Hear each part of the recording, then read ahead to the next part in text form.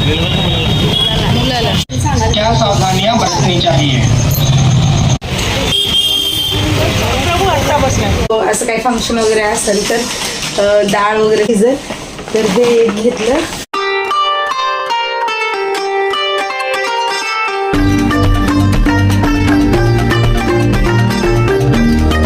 राम पुन्हा एकदा सगळ्यांचं स्वागत आहे सुप्रिया शिंदे ब्लॉगमध्ये. कशा आहेत सगळेजण?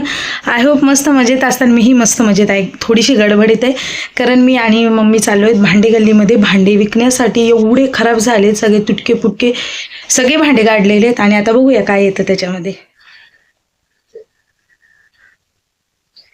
तर हे एवढे सगळे काय म्हणतात न वापरायचे भांडे वगैरे आहेत. आता आम्ही चाललोत मी आणि सासूबाई.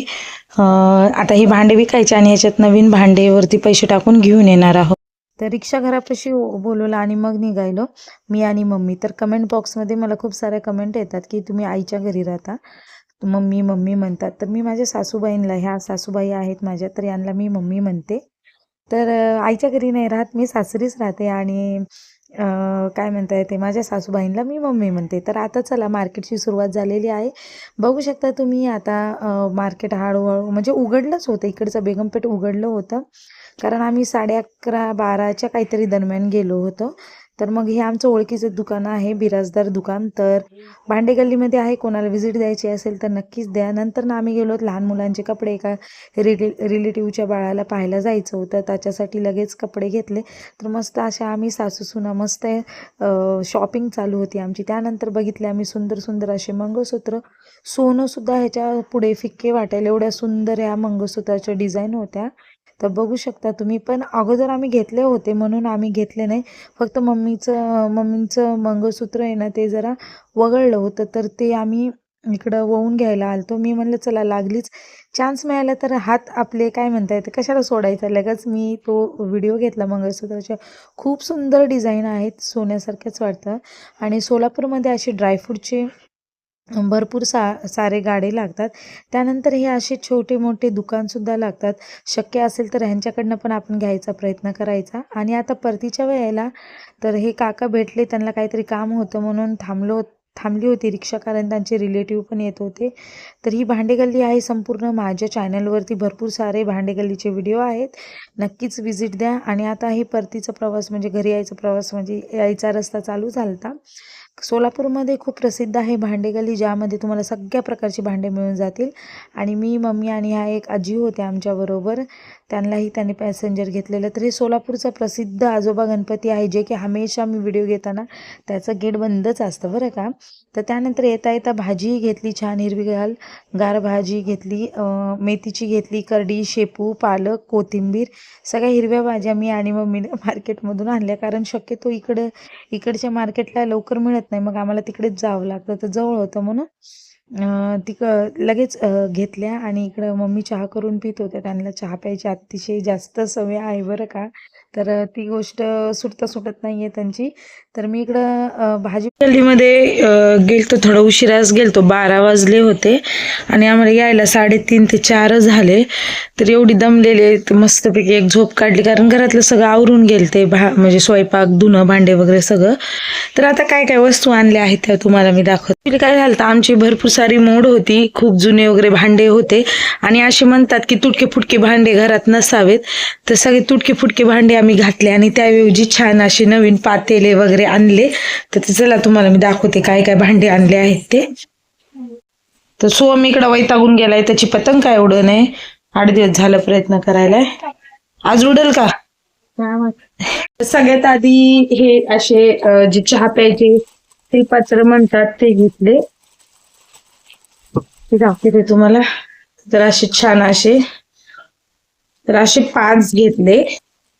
वजनाला पण मस्त छान आहे. घरातले होते ते थोडेसे जुने झाले होते म्हणून हे घेतले. खूप दिवस लाईट असे 5 घेतले, ते छान आहेत वजनाला वगैरे. आणि नंतर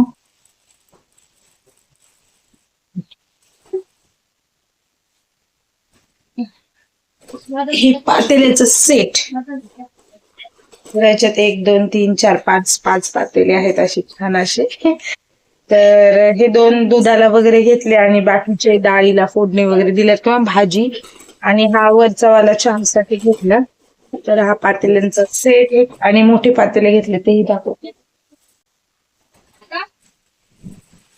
तर हे एक घेतलं.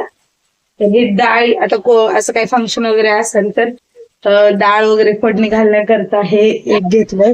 पण ऍक्च्युली 2 पातेलेच घेणार होते, पण मला तिथं हे पसंत आलं. आणि थोडस आहे हे, पण एक 5 किलोची डाळ वगैरे फोडणी घातलं तर छान होईल. आणि सगळ्यात हेवी जे आहे हे आहे, त्याच्यात कम से कम 7 ते 8 किलो 10 किलो पर्यंत भात वगैरे शिजल. तर हे एक घेतलं. आणि अशा प्रकारे आज आम्ही खरेदी केलेली आहे. थोडस हेवी आहे, भरपूर हेवी हे तर ठेवलं तिकडं. तर बरा यायला घरी आज ते थोडं सगळं घेऊन, कारण ते थोडस घरापेक्षा लांबच आहे. तर जाताना पण रिक्षाने जावं लागतं, येतानाही रिक्षाने जावं लागतं, कारण लांब आहे ते घरापासून. आणि बाहेरचं पण तर थोडंसं असं ऊन नाहीये, थंडीचे दिवस असल्यामुळं. आणि सोहम गेला वाटतं, तर वरती जात होतो पतंग उडवायला. जे भारत गॅसवाले असतात सिलेंडर द्यायला, जे आपल्या घरी काका येतात, ते जनजागृती करायला आले. ते कुठेतरी काहीतरी प्रकरण झालं होतं, त्याकरता ते माहिती देत होते की सिलेंडर किंवा सिलेंडरचा पाईप हँडल कसा करावा जेणेकरून दुर्घटना टाळेल. तर बघू शकता तुम्ही इकडं छानपैकी त्यांनी LED सोबतच आणलेलं आहे, बॅनर वगैरे लावलं. आणि सगळ्यांना माहिती देत होते की आपण खूप वेळेस सिलेंडरच्या पाईपावरती कवर चढवतो किंवा माचीस किंवा इलेक्ट्रॉनिक वस्तू सिलेंडर जवळ ठेवतो, तर त्याच्याने काय होऊ शकतो त्याच्यावरती ते सगळे इकडं मस्तपैकी व्हिडिओ देत होता. तुम्ही ही सावधगिरी पाळत जा, कारण ह्याच्यामध्ये भरपूर काही गोष्टी नवीन शिकायला मिळाल्या. की आपण उंदराच्या भीतीने पाईपाला कवर चढवतो, तोच कवर चढवायचा नाही. किंवा माचीस, घड्याळ, इलेक्ट्रॉनिक वस्तू, मिक्सर, आवन वगैरे अजिबात त्याच्याजवळ ठेवायचं नाहीये, म्हणजे सिलेंडर किंवा गॅसजवळ स्फोट होण्याची शक्यता असते. चला, तर आजच्या व्हिडिओमध्ये एवढंच. आजचा जर व्हिडिओ तुम्हाला आवडला असेल तर नक्की चॅनलला सबस्क्राईब, लाईक आणि शेअर करा. त्याचबरोबर बेल आयकॉन प्रेस करायला विसरत नका जाऊ, म्हणजे तुम्हाला सगळे नोटिफिकेशन येतील.